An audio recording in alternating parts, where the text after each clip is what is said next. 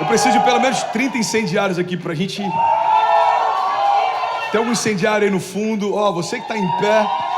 A gente tem alguns lugares, eu acredito, ok? Então, se você precisa de lugar, é só levantar a mão aí, os voluntários vão te ajudar. A igreja está crescendo, irmão. A gente está voltando. We are back. Eu lembro que antes do Covid, a gente tinha que correr nas salas para pegar as cadeiras, porque não tinha mais onde colocar as famílias aqui. E eu creio que antes disso acontecer, a gente já vai estar no nosso novo espaço. Você crê nisso? A gente tem se dedicado mais em religar disjuntores de energia do que qualquer outra coisa nas últimas semanas. E eu creio que isso é um empurrão de Deus levando a gente para o novo. Sabe, tem decisões que se a gente não estiver desconfortável, a gente não toma. Olha para cá, não se distrai não, irmão. Tem decisões que se você não estiver num ambiente desconfortável, você não vai tomar. E o desconforto, ele pode ser um ótimo impulsionador. Você quer um exemplo? Você que está aqui porque você mudou de nação, existe um propósito para a tua vida. E com certeza, um dos teus maiores ativadores foi o desconforto. Você estava desconfortável com alguma coisa onde você estava e por isso você foi trazido para onde você está.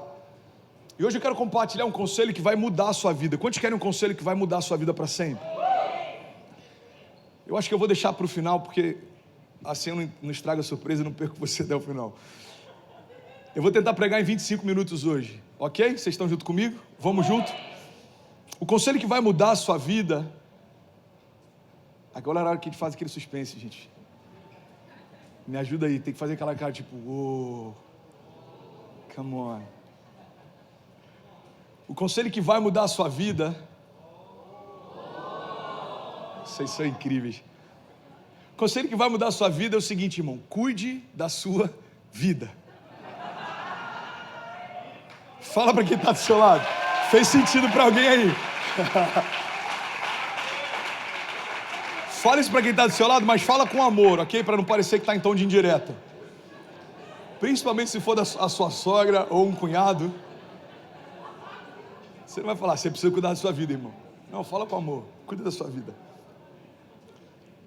É algo tão lógico, tão simples, mas é o que de fato muda histórias. É quando eu cuido da minha vida. A gente poderia falar sobre inúmeras coisas quando o assunto é esse. A gente poderia falar sobre personalidade, por exemplo.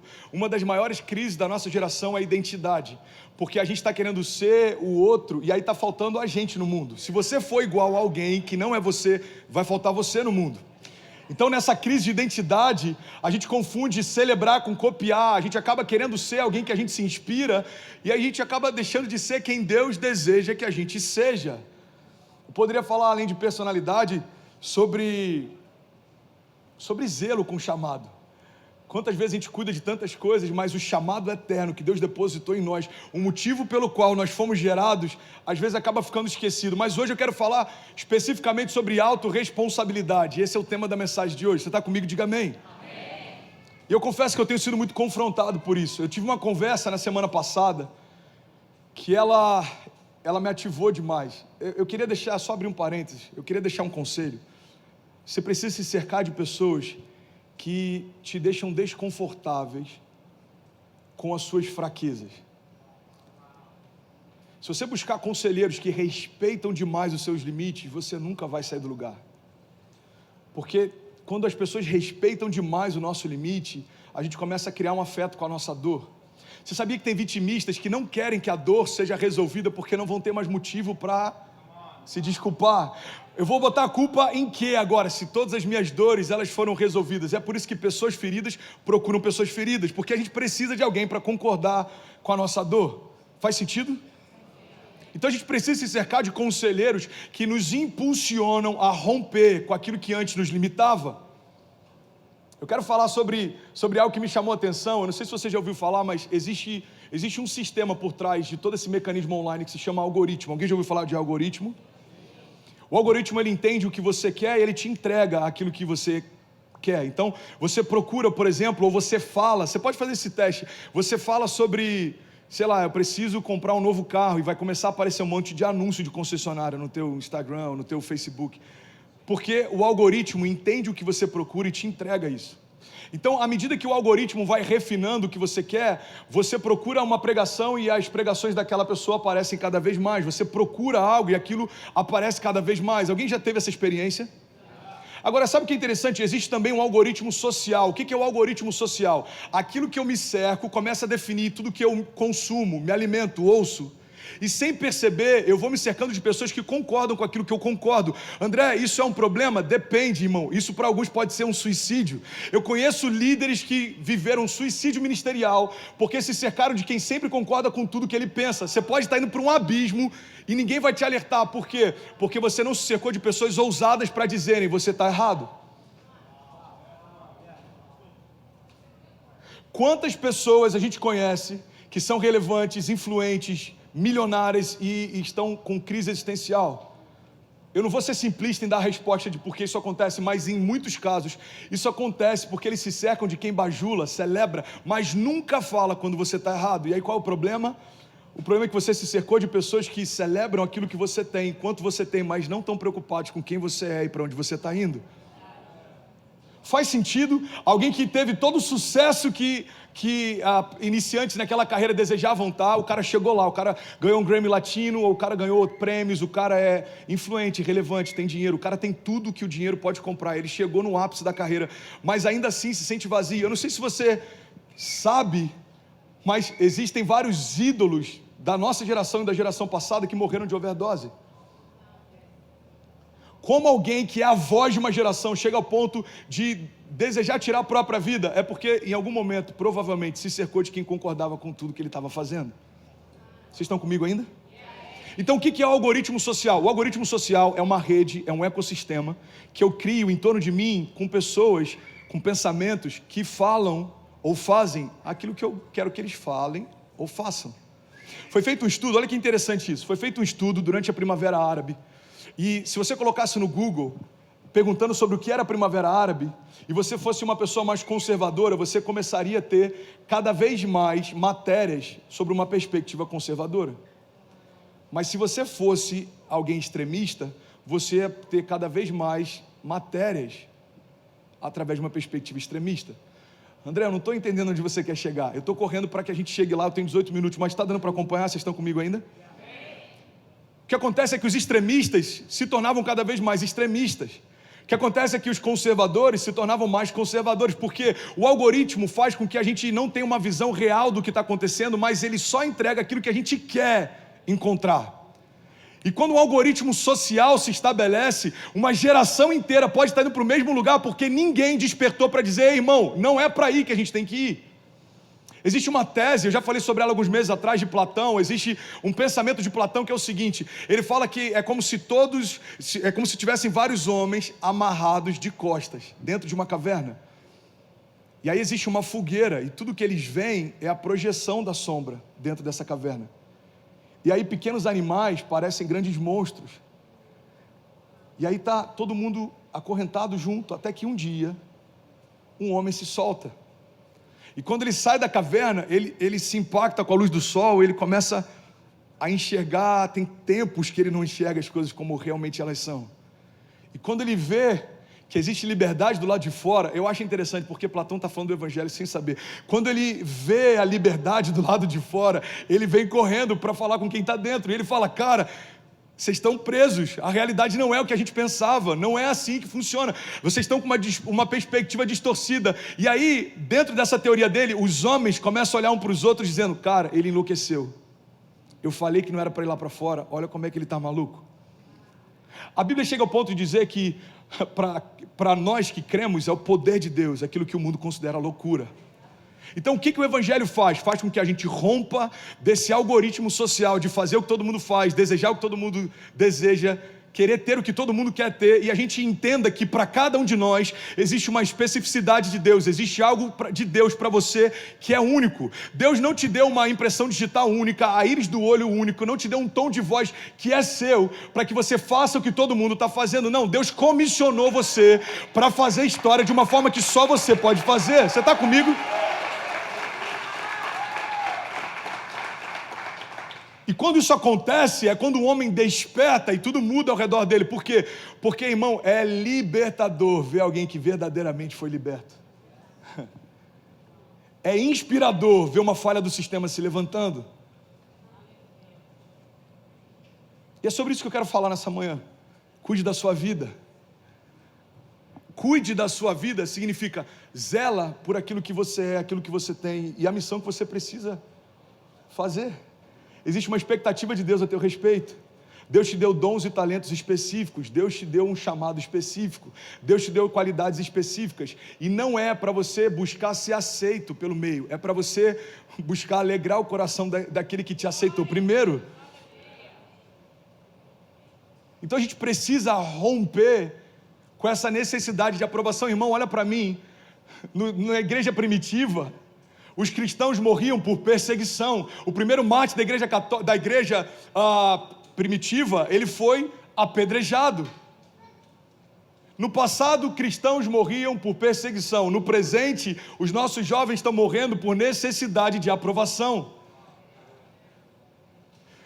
Sem querer endemonizar as redes sociais, porque elas não são um problema, elas são reflexo de quem a gente é, amém?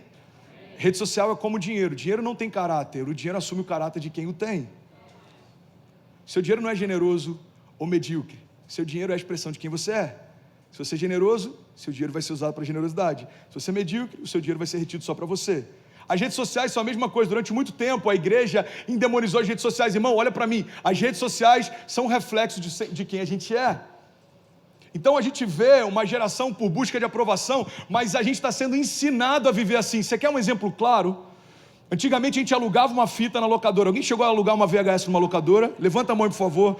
Não me deixe sentir velho sozinho, ok? Você ia na locadora, primeiro que você via pelo pôster o próximo lançamento. Falou, uau, vai ter esse filme do Bruce Willis, legal. Lança mês que vem, eu preciso vir rápido antes que alguém alugue. Você chegava lá, via se a fita estava disponível. Se ela tivesse, você alugava, voltava para casa, assistia, rebobinava, senão você pagava a multa. Ok? É tão louco que a gente tinha rebobinadores, irmão. Se alguém tinha um rebobinador em casa, falava, mano, é tipo um luxo, sabe? O cara comprou um negócio só para rebobinar a fita. E aí você voltava e devolvia para a locadora. Tempos depois, começou algo que a gente hoje está tão habituado, que é o streaming. A gente está numa geração em que você pega e na hora assiste um filme que ainda está nos cinemas. Pela Apple TV eu alugo o filme que ainda está no cinema. E aí o que acontece? Inventaram um bendito anúncio do YouTube. E agora quando aparece um anúncio de 5 segundos, parece que é o demônio que está ali. Porque a gente fica clicando o tempo inteiro para passar, skip. Alguém passa por isso também ou só eu? Pior quando você clica no anúncio e vai para a página e fala, não, peraí. Você quer um outro exemplo que está fazendo com que a nossa dinâmica seja acelerada? O WhatsApp também, a gente quer ouvir todo mundo em 2.0. Alguém já ouviu? Mas, muito bom. Você sabia que é uma função que eu acho que está até trazendo mais graça para o nosso dia? Pega aquele chefe que você odeia, bota ele para ouvir em 2.0. Você vai... Cara, você precisa ouvir esse áudio. O que ele está falando? Não, está me demitindo, mas olha isso em 2.0, irmão. Sensacional. Esses dias, pode aplaudir, me ajuda aí a pregar.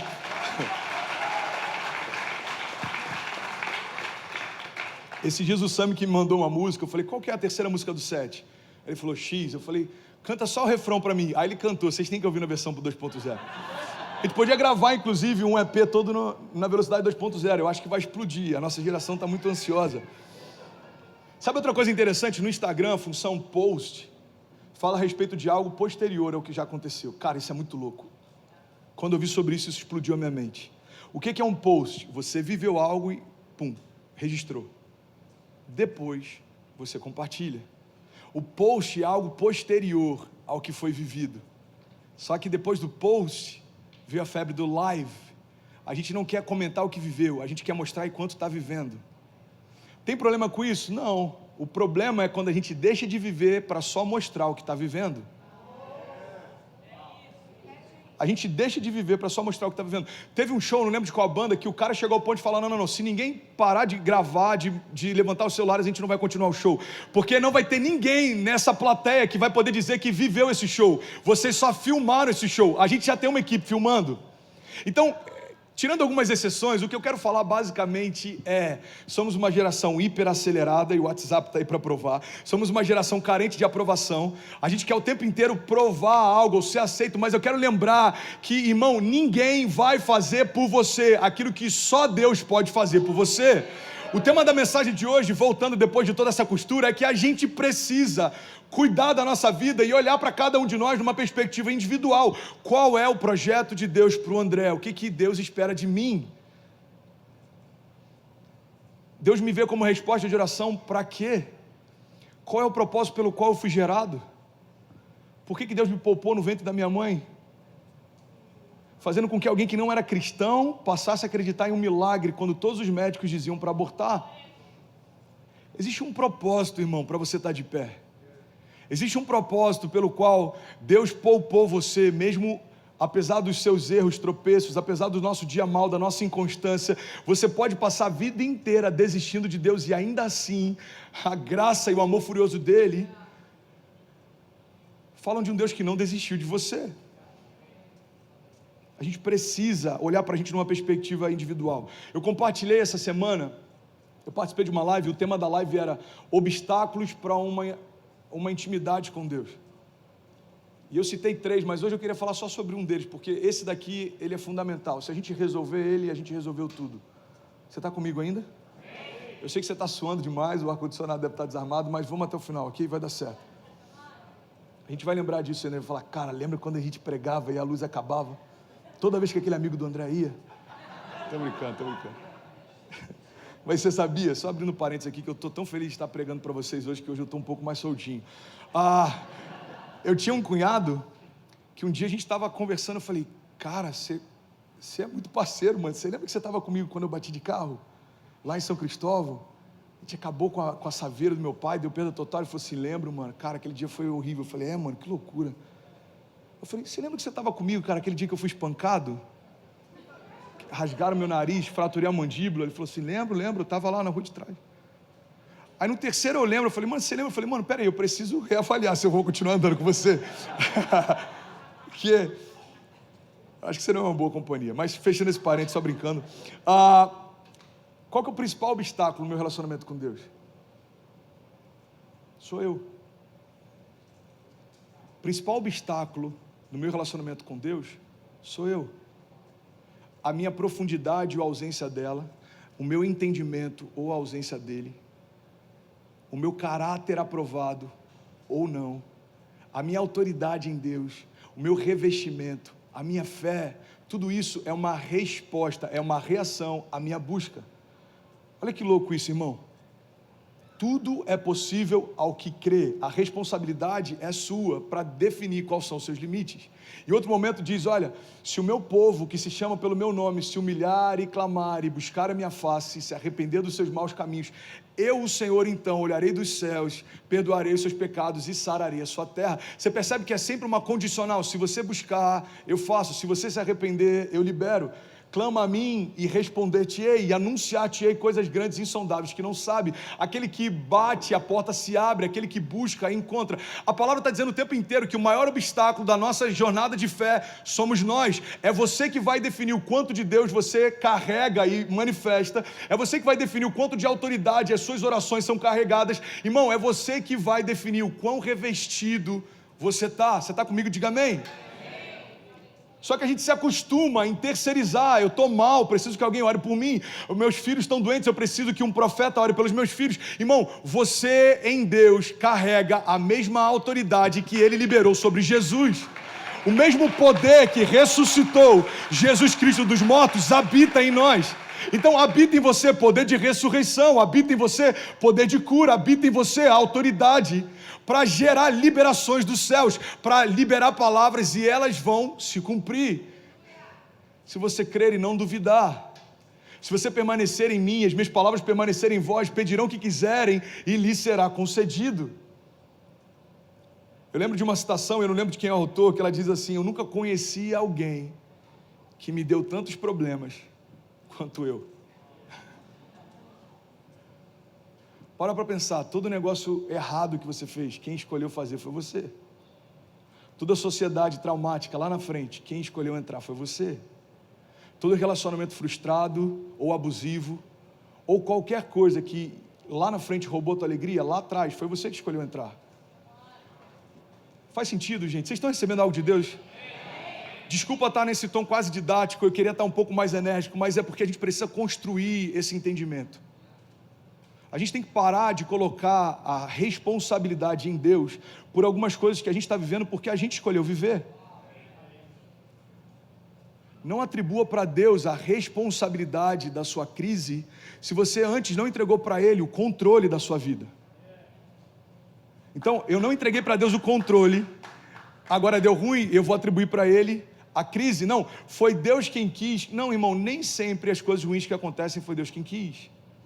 Você quer um exemplo?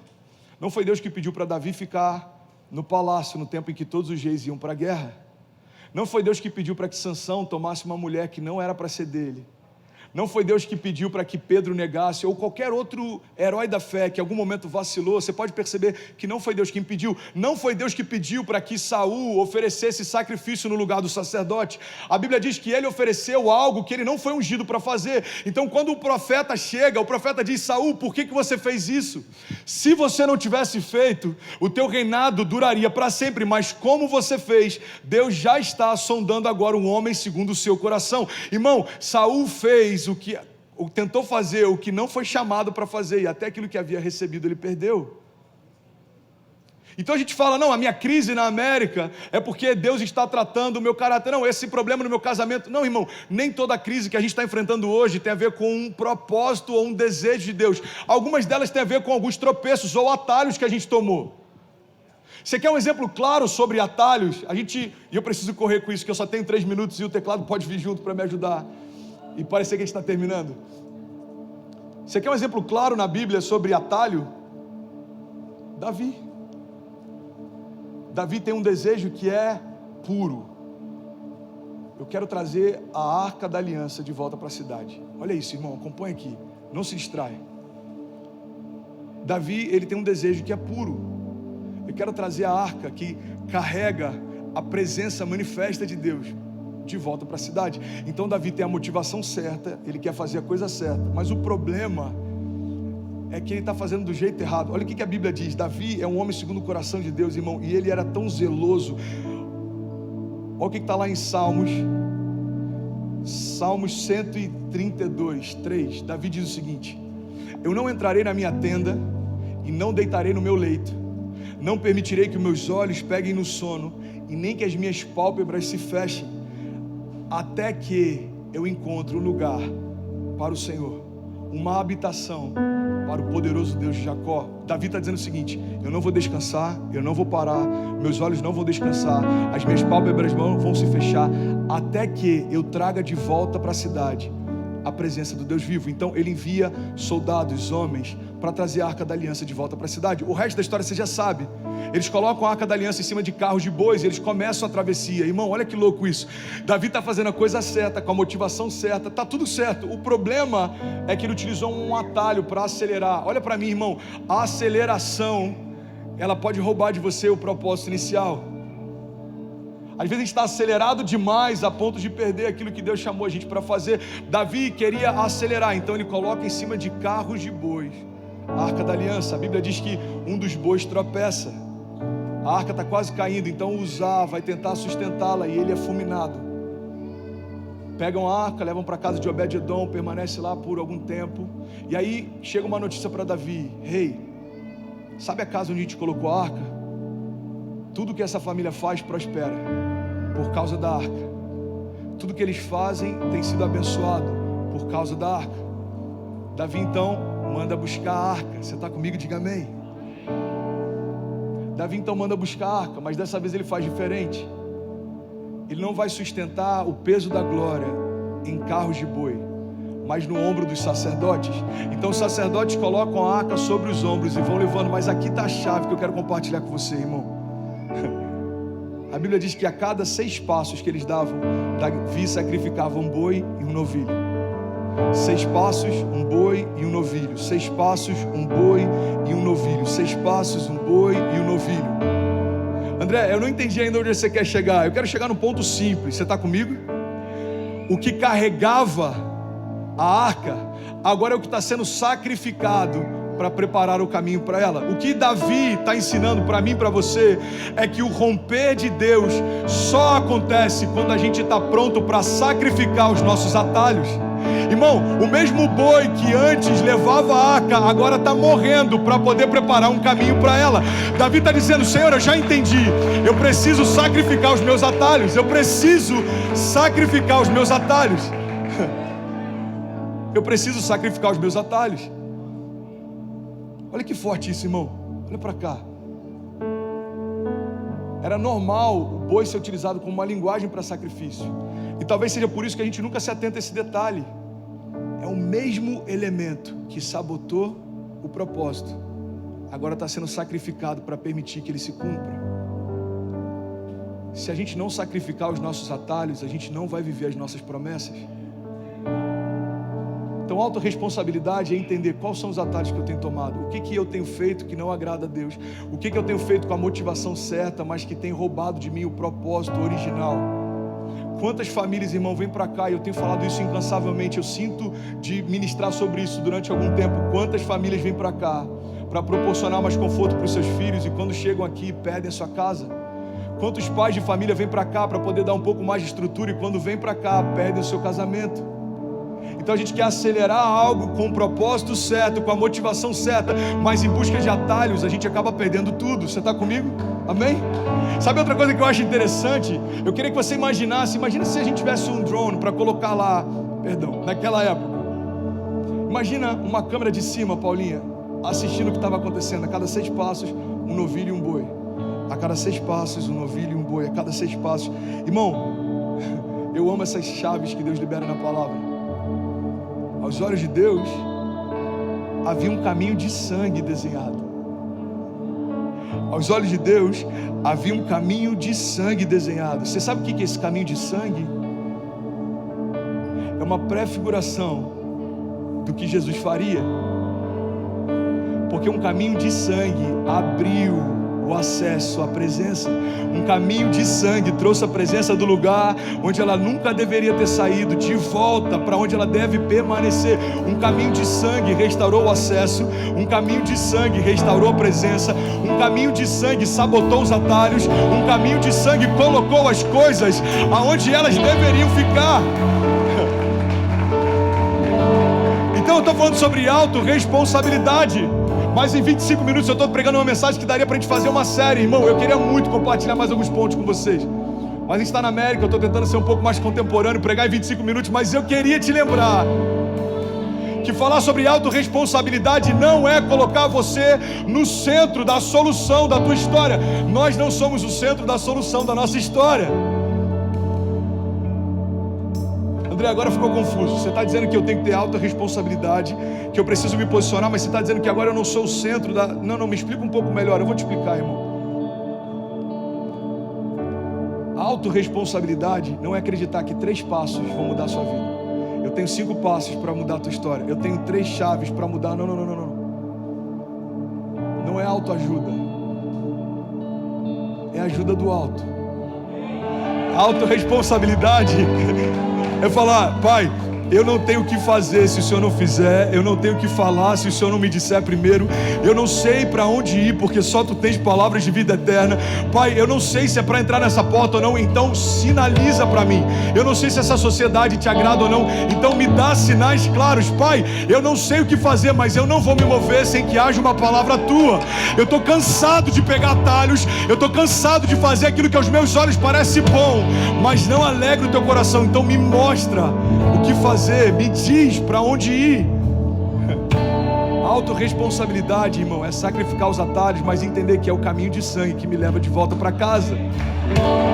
A autorresponsabilidade é saber que quem vai cuidar dos meus filhos sou eu. Mas se Deus não guardar minha casa, em vão vigia o sentinela. A autorresponsabilidade é saber que quem tem que trabalhar todos os dias para manter o meu negócio de pé sou eu. Mas é saber que, como Filipenses 4,19 declara, o Senhor suprirá todas as minhas necessidades segundo as suas riquezas em glória. Autorresponsabilidade, irmão, é ir com o cajado até a frente do mar, mas ter a confiança de que quando tocar, o Deus que fez o mar pode abri-lo também. Autorresponsabilidade, irmão, é ficar com a parte mais fácil da história. Para pensar, o que é mais fácil? Colocar um cajado no mar ou fazer o mar se abrir? O que é mais fácil, escolher 5 pedras ou derrubar um gigante? O que é mais fácil, irmão? Reconhecer Jesus como Senhor ou ser colocado numa cruz? O que é mais fácil? Pedir para Jesus convidar para sair do barco ou andar sobre as águas? O que é mais fácil? Dar 7 voltas em torno das muralhas, louvando ao Senhor forte e poderoso nas batalhas, ou fazer com que aquelas muralhas intransponíveis sejam implodidas? O que é mais fácil, irmão? Olha para cá, que louco isso. Você apenas caminhar no deserto, ou você fazer com que as aves desçam do céu, o pão caia do céu, as roupas não se desgastem, nada falte. Você percebe que em todo tempo Deus está ensinando para a gente didaticamente: filho, faz o fácil, deixa que o impossível eu faço. Você recebe isso? Faz o fácil, deixa que o impossível eu faço. Vocês me dão mais 2 minutos só para eu concluir. Vocês me dão 2 minutos. Então, quem está recebendo algo de Deus aqui essa manhã? Autorresponsabilidade. Conselho que pode mudar a tua vida: cuide da sua vida. Ela custou um preço alto demais para a gente tratar como se fosse qualquer um. Cuide da sua vida, irmão. Cuide da sua vida. Ninguém vai poder ser o pai que só você pode ser para os seus filhos. Ninguém vai poder ser o filho que só você pode ser para os seus pais. Ninguém vai fazer por você. Ninguém vai fazer por você.